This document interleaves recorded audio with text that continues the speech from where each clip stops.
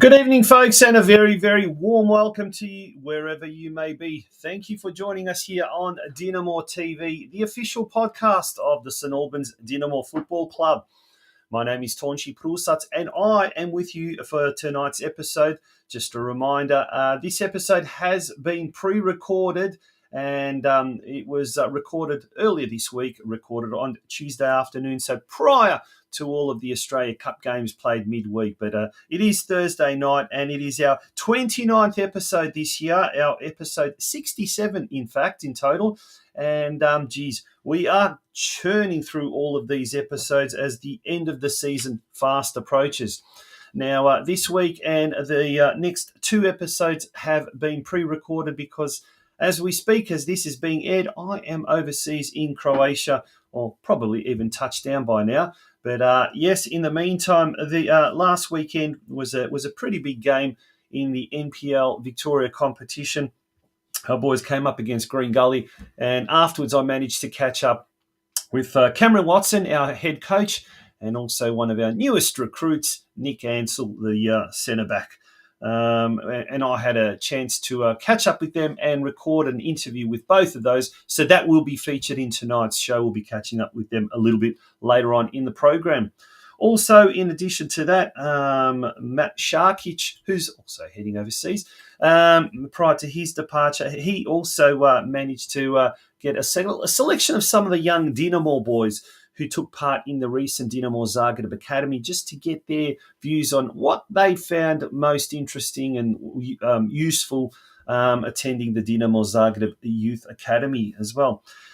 Now, just to remember, there's a big game happening this weekend, a massive game, folks. We are urging everyone to attend this game this Sunday at our Churchill Reserve. It's a new kickoff time as well, 5 p.m., not 3 p.m. as it was previously advertised. It has been changed, and it's a round 24 fixture.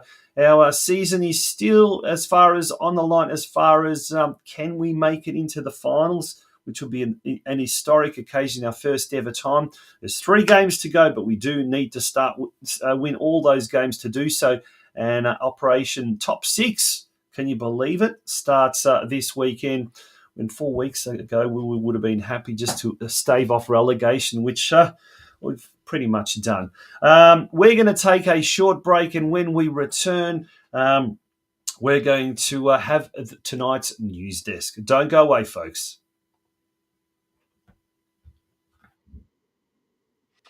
The I&D Group is regarded as one of the largest deliverers of concrete structure solutions in Victoria.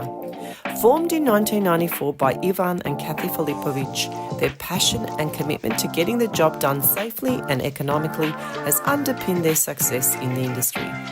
I&D partners with large-scale building and construction companies in both the private and public sectors on projects large and small. With our corporate headquarters based in South Melbourne and storage yard based in the southeast suburbs, we have at our disposal thousands of square metres of quality materials, along with state-of-the-art lifting and crane equipment, enabling us to deliver the largest projects.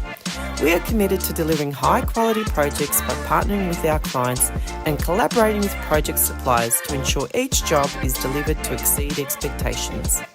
From humble beginnings, I&D now employs more than 1,200 dedicated professional and support staff, involved in a number of landmark projects right across Victoria.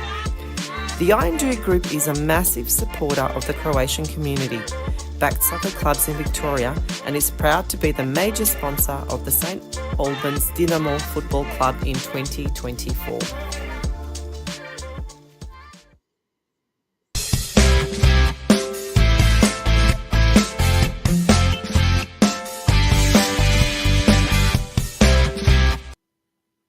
Welcome back to DINAMO TV. It's time now for the news desk, and let's take a look at the highlights from last Friday night's NPL Victoria round 23 clash between our Dinamo boys and Green Gully. At Green Gully Reserve, your commentators were myself, yours truly, and alongside me in the special comments chair was Mark Ivkovic. Enjoy, folks. For finals football, so it's a free hit for St Albans. Well, we're almost about to start here. We're going to go through the starting lineups. And first of all, for the home side, number 1, Liam Driscoll in goals. Number 5, Joshua Heaton. 6, Matthew Crooks. Number 7, Paul Hodges. Door Jock, number 9, Scott Lockhead. 11, Joshua Hope. 16, as we're underway here at Green Gully Reserve. The captain, Jacob Aliopoulos, number 9. Really asked questions of any defence. He's been really influential in this great run that St Albans have been on the last month or so. Such a big man as well. McFarlane now, who's just said really got a lot of touches so far today. Rizvidzo now. He's another player's been getting a lot of touches so far. He's going to go across to Monek on the right-hand side, on the edge of the box, on his favourite left shot, and look at that! Can you believe it? On his favourite left foot, and great goal there. Driscoll, well, it went through his hands, and in the 11th minute, it's a handball. It did look like it, Tonchi, from first glance. I'll wait for it. Would be good to see the replay on that one. It'd be very good to see the replay on that one.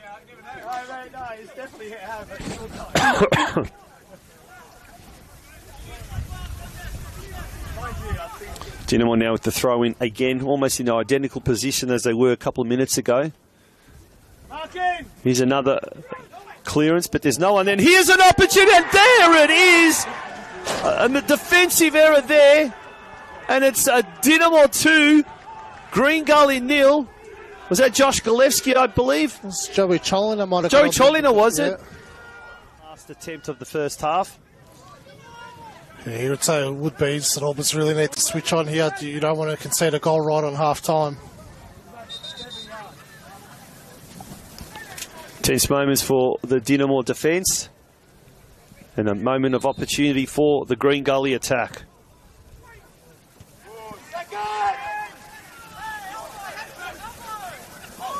Still an opportunity for Gully. And what a goal! What an incredible goal! Joshua Heaton.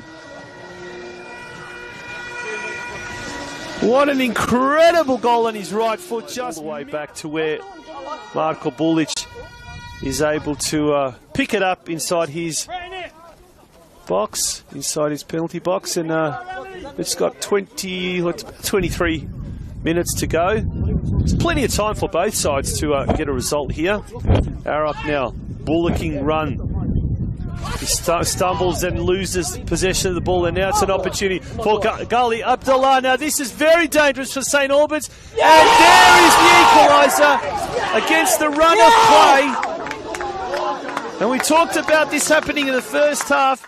This is where play here at Green Gully Reserve, and the way things are travelling, could be a draw, as the substitute there, Shifa Ahmed, goes for an ambitious effort, but Bulic seemed to have that under control, although he did sort of signal that he might have lost it momentarily in the lights. But Mills now goes for a long ball, long pass. Was it Galevsky in the middle? Cholina now. Joseph Cholina, who is very unlucky probably not to have received that penalty, but he's got the ball, or had the ball. Mikel Platt now bundled off the ball there by Heaton. Knocks it back to his goalkeeper, who clears it away desperately. This could be the last play of the day, and it was. And the end result here at Green Gully Reserve, a stalemate. A 2-2 draw. And well, not quite the result we wanted. We wanted a win, we needed a win, but in the end, probably a fair result. What did you think? Pop it in the comments section. Let us know your thoughts. Okay, let's move along and see the results there of the other games in round 23. And right up the top is our game. It was the first one there. Dandenong City, our sister club, great win over Oakley Cannon. So a 1-0 result over there, and keeps them within striking distance of the top 6. They're just 1 point behind Hume City, who at one stage was down 1-0 against second bottom Port Melbourne, but they came back pretty strongly to win 4-1 in the end.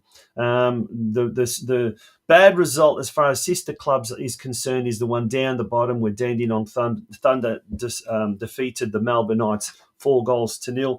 And earlier today it was made official, even though news had leaked out late on Monday night that the Knights had parted ways with newly appointed or recently appointed coach John Markovski. Hopefully things can improve at the Knights. As far as we're concerned, we're in 9th position at the moment. South Melbourne has got the same amount of points as us, but we've got a better goal difference.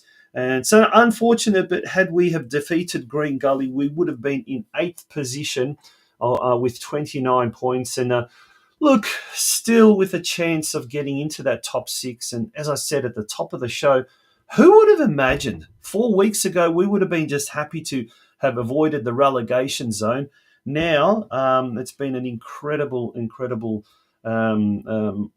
8 weeks. I think we're undefeated now 8 weeks, 4 wins and 4 draws over our last 8 games. So well done to everyone involved with the senior men's NPL team. As we said also at the top of the show, all roads lead to Churchill Reserve this Sunday. Come out, folks. We know Preston Lions supporters are going to come out in their thousands, we hope, and we welcome all of the Preston fans. But we hope to see as many, if not more, DINAMO fans on our home turf. It's this Sunday, August the 3rd, Churchill Reserve. Kickoff is at 5 p.m. The under-23s game is expected to be scheduled to 3 p.m. And at this stage, the under-19s will stay at 10 o'clock. But it's a 5 p.m. kickoff, but do turn up early. As we all know, when it's a big event, remember the Croatian soccer tournament last year, parking is hard to get by and you sometimes have to park several blocks away. So do, folks, turn up as early as possible. All right, let's look at the weekly wrap. As we said, it was a 2-2 result there for the seniors. The under-23s, they drew 3-3. Anton Primorac, Marko Juric and Jerome Charan scoring the goals for the Dinamovci. The under-19s, unfortunately, they lost 2-4. Brandon Dow scoring both those goals. For the women, they recorded a 3-0 win, but the reality is it was a forfeit, unfortunately. Moreland Eagles team on the bottom, they forfeited, and we announced that on last week's show. And it's a shame because we needed the percentage booster, that's for sure. And we would have got a nice percentage booster, but unfortunately, it was a forfeit. So that's all that happens there. Now, if we have a look at the women's ladder, we now are a game in hand. So we've got a game in hand over the runaway Uni Hill Eagles. So we're 7 points behind them. Let's say we do get a win in our outstanding game. The girls will be just 4 points behind the Uni Hill Eagles. And goal difference is thereabouts. So, yeah, could play a big part towards the end of the season. Now, the under-23s, as we mentioned, the under-23s drew and the under-19s lost. So there are the ladders after round 23. And Dinamo are in, 9th position in the 23s and in 5th position in the under-19s. Back to the weekly wrap-up, and let's have a look at the Junior Boys NPL, the round 12 games.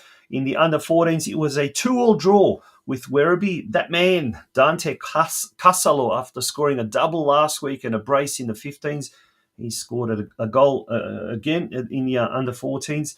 Levi Svabek was also the goal scorer in that draw against the 13s. The under-13s this week take on sister club Melbourne Knights at Knight Stadium, or Tomset Stadium as it is known now, and in the Croatian derby, that game kicking off at 9:30 p.m. The under-15s, they lost to Werribee 2-4. Hassan Ahmed and Tomislav Ivkovic, the goal scorers for the 15s. They too will be in action against the Melbourne Knights at Tomset Stadium, with the game kicking off at 11:10. The under-16s, they also lost, unfortunately, to Werribee, 1-2. Alexander Serra scoring Dinamo's only goal. They won't be playing the Melbourne Knights. They will be taking on Caroline Springs at Caroline Springs this weekend in round 13 action rather. and that game kicking off at 12:50 p.m. at City Vista Reserve over in Caroline Springs. The under-17s, they had a wonderful 6-1 win over Werribee, and well done to the boys. Nicholas Lagozzo scored 2, Stephen Reicher scored 2, and Maxim Mikulic also scored 2. They will be in action against the Knights at Knight Stadium at 3 p.m. on Sunday. What else have we got as far as the women's? Of course, the women's, they will be in action also on Sunday, and theirs is a round 14 clash against Williamstown. That game at JT Gray Reserve kicking off at 2:15. So plenty of time to jump over to Williamstown, watch the senior women's, and then come back to Churchill Reserve to watch the senior men's in action. And as we said, it's a very important game, round 14 clash. Basically, with only one team getting promoted this year in State League 2, every game from here on in, the DINAMO girls have to win. So good luck to them. We wish them all the very best. And finally, planning has already started for the 2026 season. So expressions of interest are being sought for coaching positions for Dynamo's junior boys NPL teams for next season. So any coaches interested in submitting an EOI form, go to the following link, fill out the JOT form, and there it is, the form.jotform.com / write this down, 2323 00905 045 840. And if it was too fast and didn't manage to get that down, don't worry. Go into our YouTube or Facebook pages after the show, and you can click back and just pause it on here, and you will be able to see the JOT form address. Or you can go to our Facebook page where there is a post, and you can just click on the link. That makes it a little bit easier. Rightio, that is it for the news desk. We're going to take a short commercial break, and when we return, it's time for our interviews for tonight.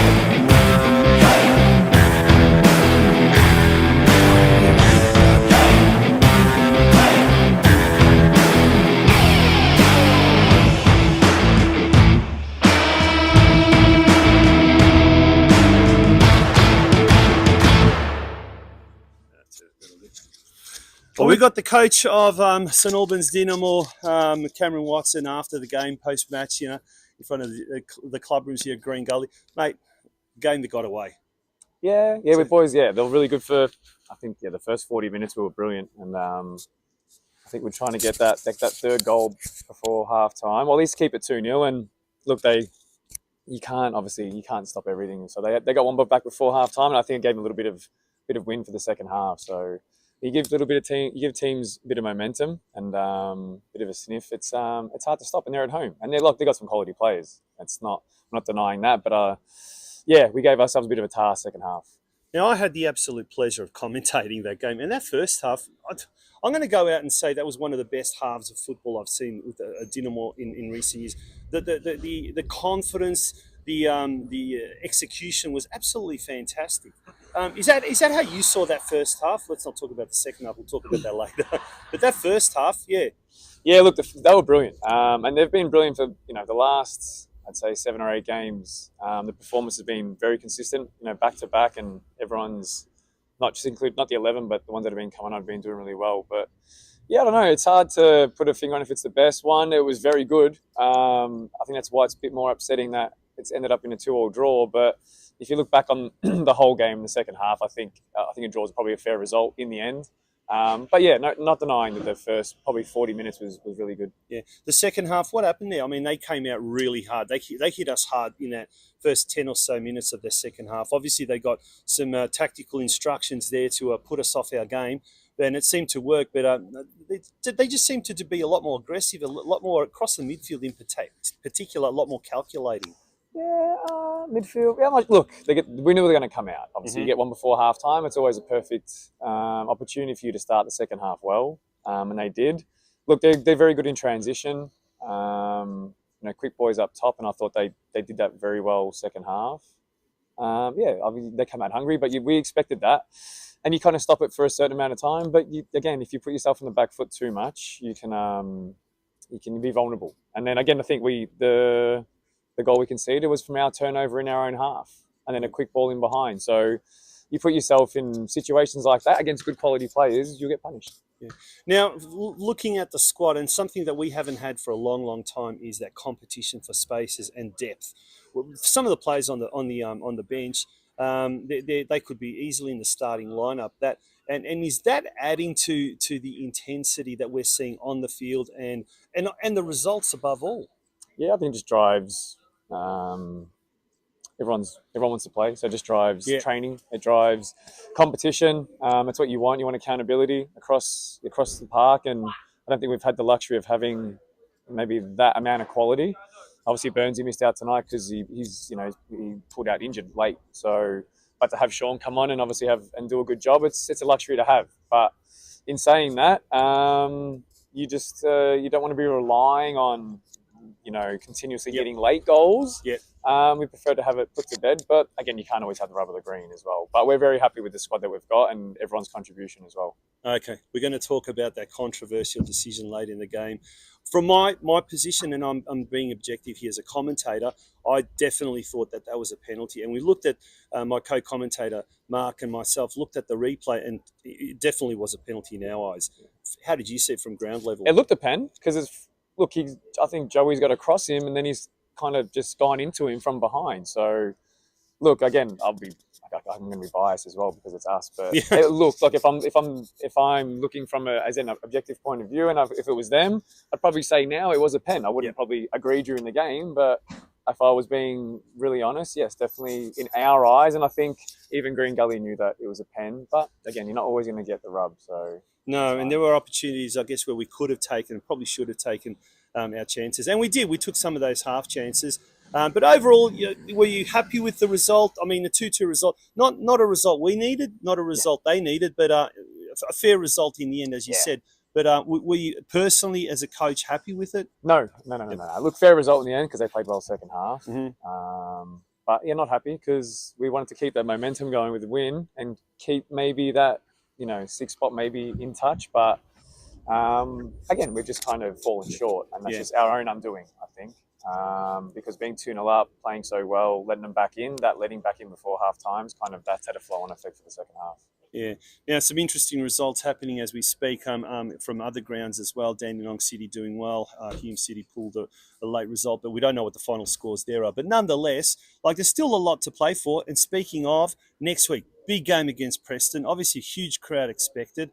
With 8 games on the trot without having tasted defeat, what are you expecting from that game against the Lions? Hopefully there's a good crowd. Hopefully Sunday, more of us than them. Yeah, look, again, I think it's going to be a good atmosphere either way. I think good draw card Sunday.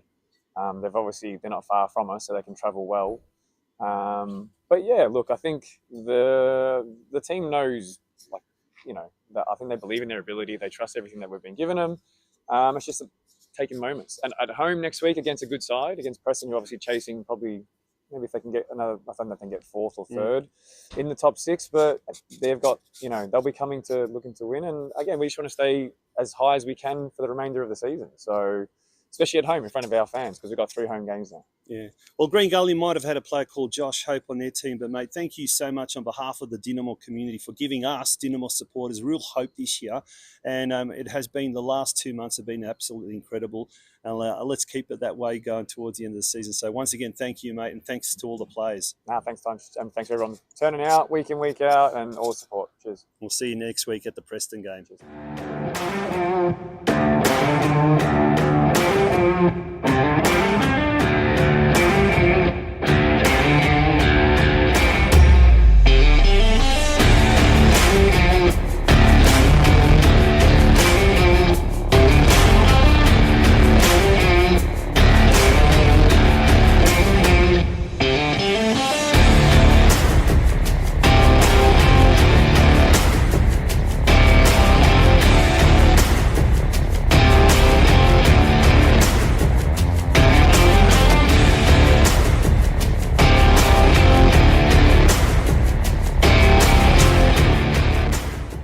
After the game, we've got Nick Ansell here, one of the newest members of the club, and it's an absolute pleasure to welcome you to DINAMO TV, Nick. 2-2. A point lost or a point gained? 2 points lost or a point gained, in your opinion? Definitely 2 points lost. I think first half we come out great. We were 2-0 up, playing some good football, and we let them back in the last minute of that first half, which gives them a bit of motivation going into that second half. And I think the second half we put ourselves under the pump, probably not playing through the lines as well as we should have, putting ourselves under a bit of pressure, and we've let them back in that second half, and we fought to the end, but yeah, disappointing result in the end. Yeah, but that first half, absolutely fantastic. It was scintillating football from our boys. Took a 2-0 lead and then conceded that goal in the second half, like I think it was the last minute or the second last minute of that first half. How detrimental to the outcome of our game was that conceding that goal just before halftime? Because prior to that, we were very dominant, weren't we? Yeah, I think it just gives them a bit more, of an edge going into the second half. But there's no real excuses. We had 15 minutes in here at halftime to get ourselves prepared for that second half. And yeah, we let ourselves down a bit in that second half, definitely. And all we can do now is look forward to next week. We've got 3 games left, and we need to win all 3 of them, and see where it takes us. So that's what we need to focus on. In that second half, the first 10, 15 minutes particularly, they hit us really hard. And that pressure just seemed to be so relentless. Were you expecting that they were going to hit us really hard in those opening stages of the game, or were you kind of like thinking that they'd be maybe a little bit more cautious and that maybe caught you off guard? Yeah, I think they come at us hard, but they're at home. They need to win, So yeah, we knew they were going to come at us, and I think if we moved the ball a bit quicker, made better decisions on the ball, we would have been able to get out a lot more than what we did, and not put ourselves under as much pressure. But yeah, we have to go back and work on it in the week and get ready for Preston the following game. Yeah, speaking of Preston, we can expect a massive crowd for that. I mean, they are playing for ladder positions. They've got a huge support, and it's a travelling supporter base that travels in big numbers. And look, we've made Churchill Reserve a real fortress, haven't we, in the last couple of months in particular. So it augurs well for a really big game. What are you expecting from that game? Yeah, I mean, we're going into it to get 3 points, and that's what we'll be focusing on. It's actually a great pitch down there at Churchill Reserve. Yeah, I mean, the stadium down at Churchill Reserve is actually fantastic, especially against Melbourne Knights, my first game. You really felt the atmosphere, and everyone after the game as well. So hopefully we get a big crowd down there against Preston, and we can hopefully get the 3 points, and yeah, we'll be working all week to try and get them. Yeah, and look, speaking of surfaces, great surfaces, the surface here at Green Gully Reserve tonight was absolutely fantastic. They claim it's the best in the league, and I probably agree with them. But the conditions, though, were difficult, weren't they? I mean, the swirly wind. The lights are very strange here at Green Gully Reserve. They're a bit low, and they're a bit kind of... I think some of the players were losing the ball at times, weren't they? Yeah. And how hard did it make... The pitch is good. Yeah.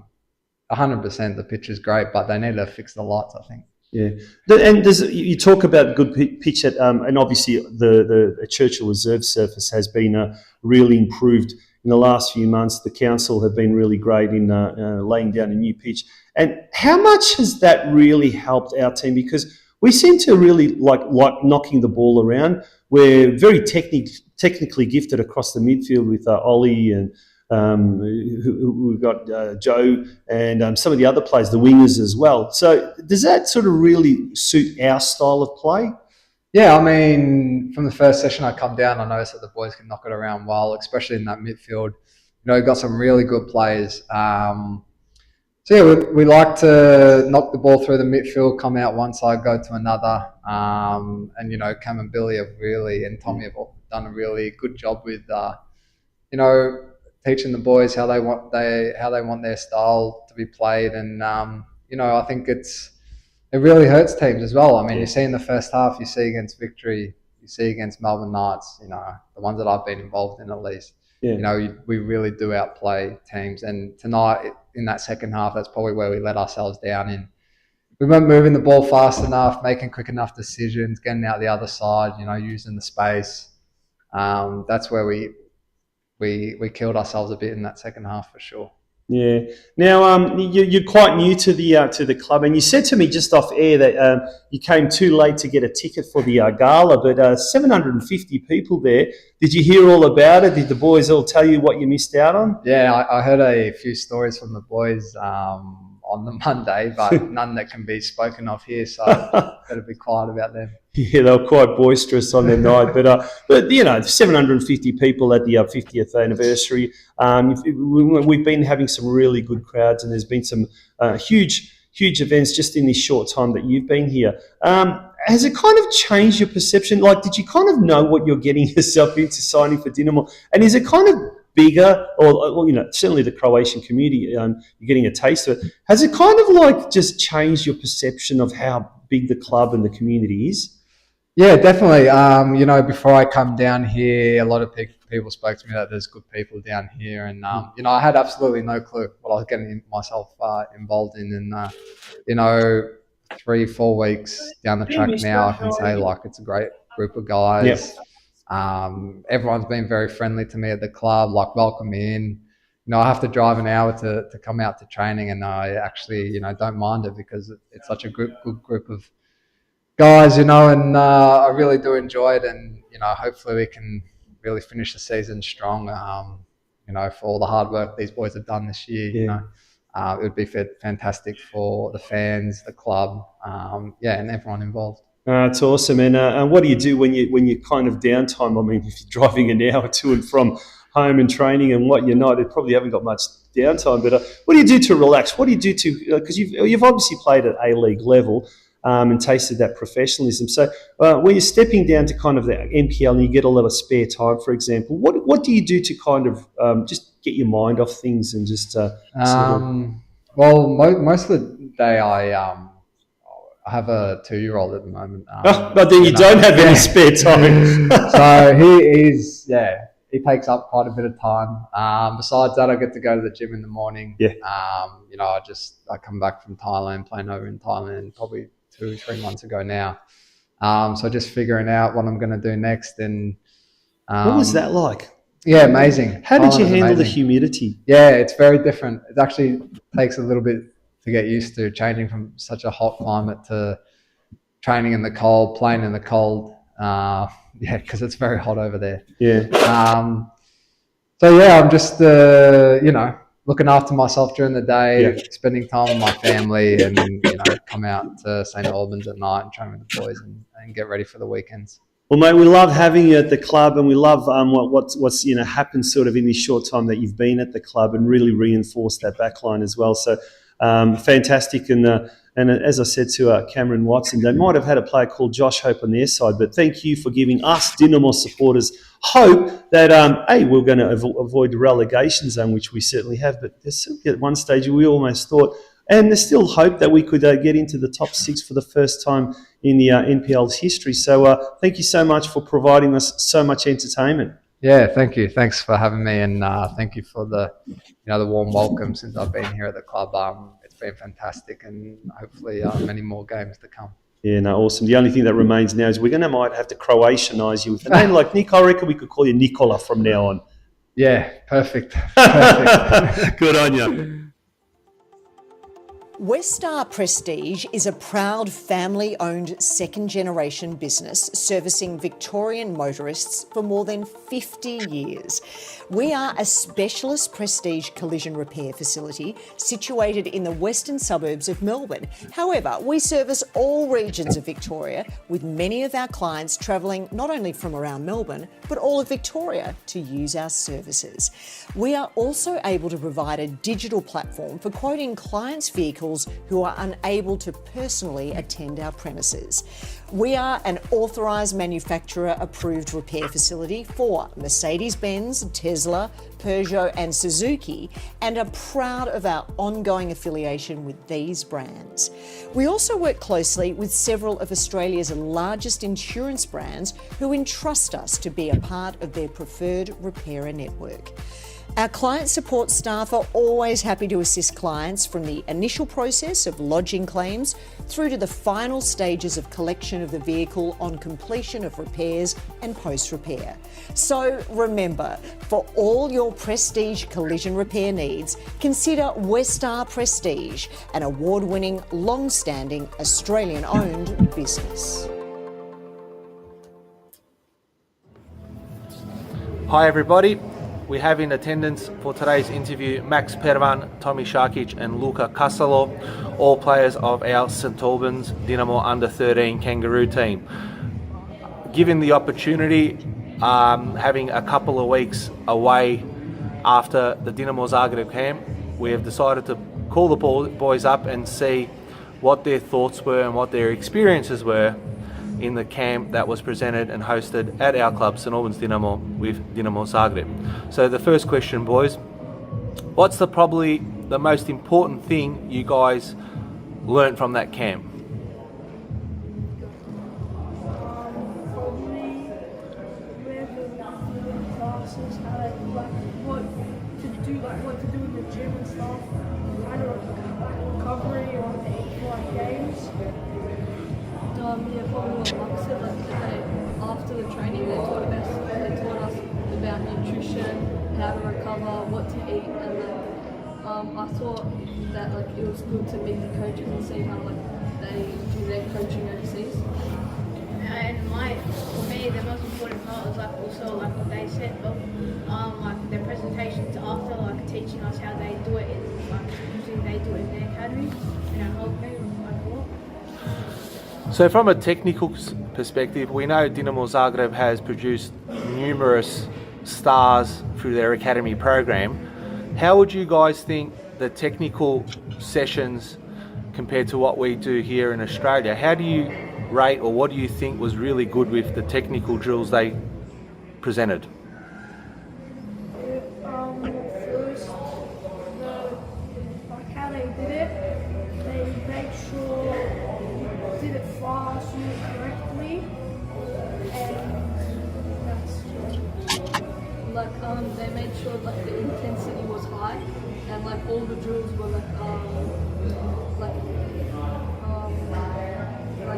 quick two-touch drills, and then there was also the technical aspect with little touches in between. Their training sessions were more technical, and it was a bit harder than what we're usually used to, but it helps us to see how they do it, how they do it over there. So yeah. So the trainers that we did have, from what I can understand, their English was quite good. How did you guys find I suppose, a little bit of a language barrier and the guys and the trainers trying to get their messages across? Did you guys understand them easily, and did it go pretty smooth for you guys? It was a bit hard because some words they couldn't pronounce properly, but most of the words they said was just fine. Yeah, like what Mark said, there was a bit of a language barrier, especially with the accent, but they also had people there translating the words to give the coaches exact instructions. I could understand most of what they said. Usually sometimes they just couldn't get it, and they usually get the translator, which helped understand it better. But it was alright. Some of them that didn't know how to speak full English, they tried their best, so it was alright to understand. I suppose another question that we have is, how do you guys feel now part of the program receiving your official Dinamo Zagreb club membership, and what does that mean to you? Feels good. Yeah, it feels like we're kind of getting invited to the club more. And it feels really good.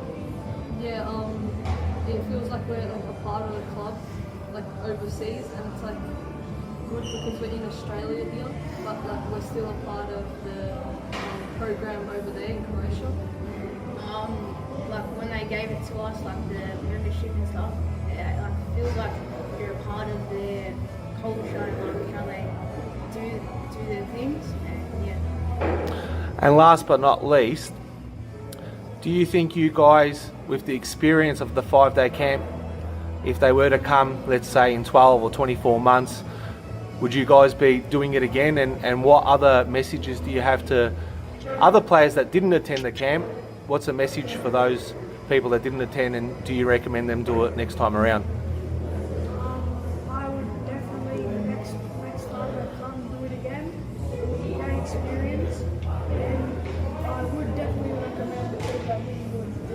It was a good experience and opportunity. Yeah, I would definitely recommend it, not just from the training aspect, but also like the hour of like learning at the end, where you learn about nutrition, what to eat when it's hot, like what to have after games, how to recover, and like how their academy system works. I highly recommend this for people that didn't attend this camp, and I really like this. It's an enjoyable experience, and it was like a very good learning experience as well. Not just like sporty or like physical aspect, but well, yeah. Fantastic, boys. Now, once again, we'd like to thank Max Pervan, Tommy Sharkic and Luka Kasalo from our St Albans Dinamo Under-13 Kangaroo team who attended the Dinamo Zagreb camp here at Churchill Reserve a couple of weeks ago and giving us the reflection on what they experienced, and hopefully we get to see the boys from Zagreb down here again in the near future to do another camp, because by the sounds of things, these three boys had an amazing experience, and it was great for our club at St Albans to host such an academy here in Australia. Thank you.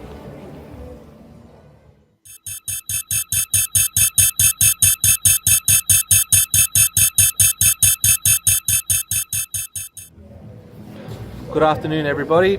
We have in attendance here Max Pervan, Tommy Sharkic and Luka Kasalo. So good afternoon, everybody. We have in attendance Max Pervan, Tommy Sharkic.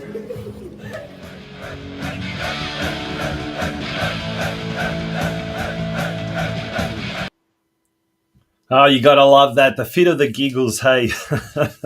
Great to see. Apologies about the audio content. They were very shy, these kids. You could barely hear them. But Matt did a fantastic job there interviewing them, and complete with bloopers and all.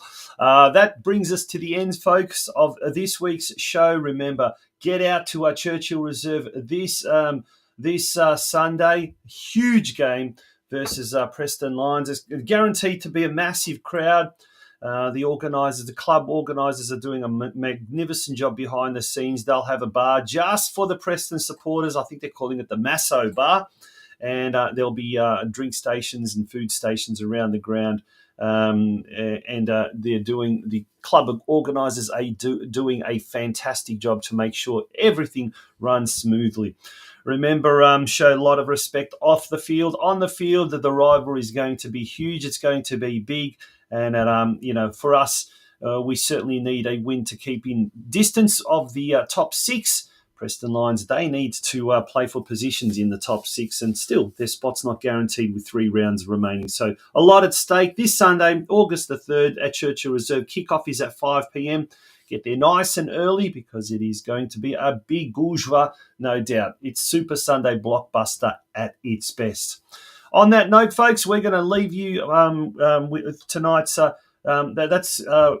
That's the end of tonight's episode. For the next 2 weeks, they are pre-recorded episodes where we'll be focusing on our 4 living life members We'll be catching up with each one of those. Miro Hedges, Mario Jutriša, Jozo Jovic, and Pero Gusak as well. And then on the third week from here, there will be no show, and then I will be back in time for the end of the season wrap-up. Thank you for being a part of DINAMO TV. We appreciate your company, and we look forward to having your company next Wednesday. So it does return back to its normal Wednesday time slot of 8 p.m., and that's going to be the case for the next 2 editions. My name is Tonchi Prusats, and it has been my pleasure being your host on tonight's episode of DINAMO TV. Good night.